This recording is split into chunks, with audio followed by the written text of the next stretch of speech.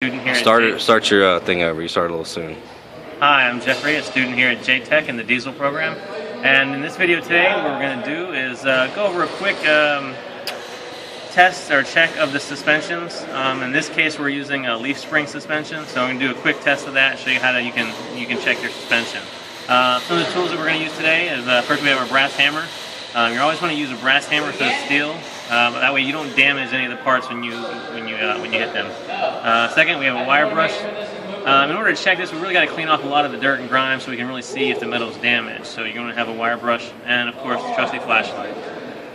So first, we'll go over a few of the parts here, show you what they are, and we'll show you how to check them.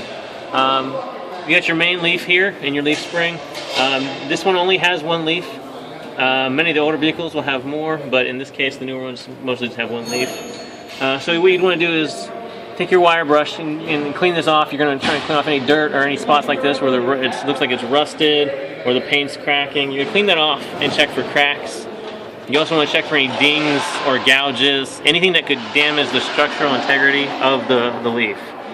Also, you're going to want to check your bushings here for damage. These are rubber, so they'll dry rot or they'll crack, they'll tear. So you want to check those. And your eye bolts, and also all of the bolts in your shackle here and in the bracket.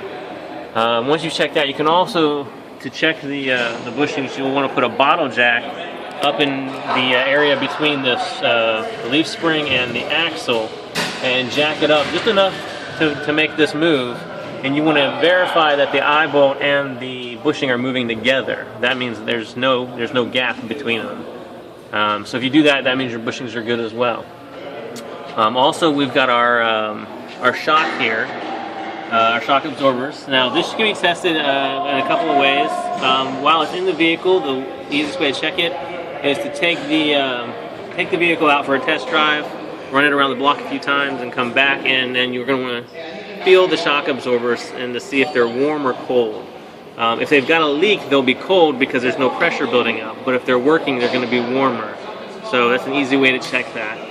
You're also going to check for any kind of nicks, damage, cracks, anything like that that could be affecting the shocks. Next thing we have here is our eye bolts. Now these are really important. Make sure that they're not loose, make sure they're not too rusted or damaged or corroded or any cracks or breaks. An easy way to check these is our brass hammer. We're just going to tap it and you're going to hear a nice clear sound, a nice clear ring.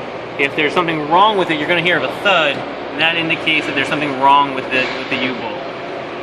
And then we're moving up forward here. We've got another bushing and eye bolt, and another bracket. You want to verify these bushings as well. They're not cracked or damaged. Any problems? And then also your bolts all look good. There's nothing wrong there. And also when doing this, it's good to check your part of the manufacturer's recommendation is to check the kingpin on these, and the easiest way to do that is to jack the vehicle up with the wheel off the ground, and then you'll do a vertical and lateral check on this. That'll check your kingpin and also the bushings. That way because if these aren't lined up, it's going to be impossible to really get a good reading on your suspension system. So those are the easiest checks you can do, and it's pretty thorough, but it'll give you a good feeling for the status of your suspension. Of course, you want to do that on both sides. If you do have to replace your leaf spring or any other major components, you're going to do it on both sides at the same time because they do wear at the same time, so you don't want to have a new spring on one side and old on the other. That's just the best policy in my book. So thanks for watching. If you have any questions or comments, you can leave it in the comment section. Thank you.